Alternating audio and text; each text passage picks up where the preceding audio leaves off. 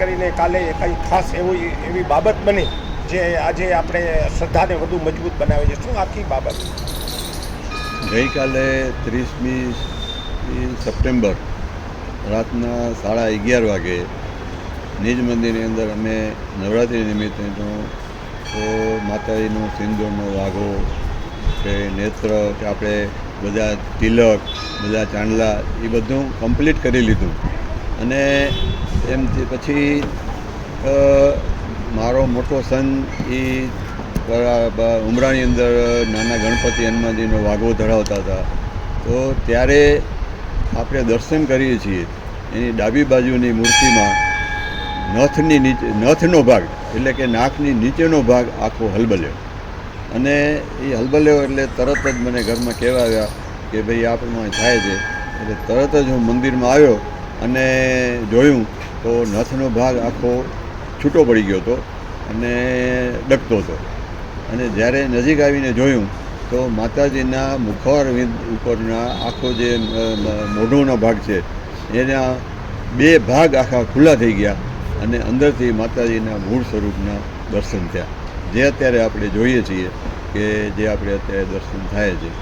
તો આવી જે ઘટના, જે ઐતિહાસિક ઘટના કહો કે માતાજીનો સંકેત કહો કે ચમત્કાર કહો કે એની અનુભૂતિ કહો, એની પોતાની હાજરી કહો, એ આપણને એ સાક્ષાત્કાર આપણે કરાયો એવું આપણને આપણે માની શકીએ. આપણે અચ્છા, ભૂતકાળમાં પણ આવું કોઈ બન્યું? ભૂતકાળમાં 10મી જુલાઈ 2010ના આપણે દર્શન કરી હતી. જમણી બાજુની મૂર્તિમાં માતાજીના ભાલ પ્રદેશ એટલે કે કપાળના ભાગમાંથી આ આખો ભાગ ખુલી ગયો હતો અને જે દર્શન આપણે અત્યારે થાય છે જે આપણે કરીએ છીએ.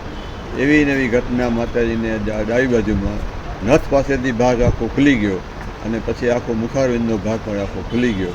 અને આ રીતે માતાજીના મૂળ સ્વરૂપના ભવ્ય દર્શન જે આપણે અત્યારે કરીએ છીએ. અને માતાજીનો ગંગાજળથી અભિષેક, ઘીનું લેપન, સિંદૂરનું લેપન એમ કરીને કરોડના આ આખું કાર્ય સંપન્ન કર્યું.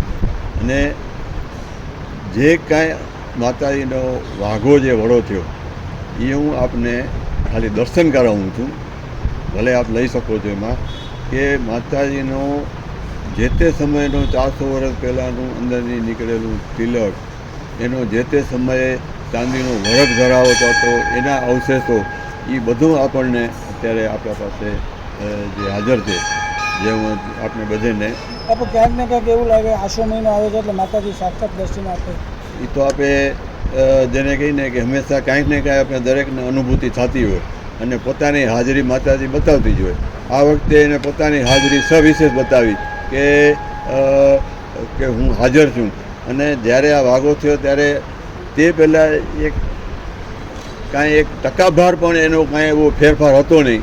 અને જે સડન જે આખું જે નથ પાસેનો ભાગ ઉપડ્યો અને હલબલ્યોને જે આખો પોતાનો વાઘો મૂકી દીધો, એ જે આપણે ઘટના જે રીતે આપણે મૂલવીએ એ રીતે આપણે મૂલવી શકીએ. અત્યારે કંઈ આપ બતાવી રહ્યા? અત્યારે હું આપને બતાવું છું.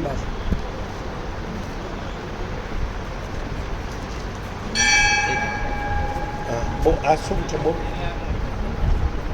આ માતાજીનો જે વાઘો વડો થયો છે એ છે.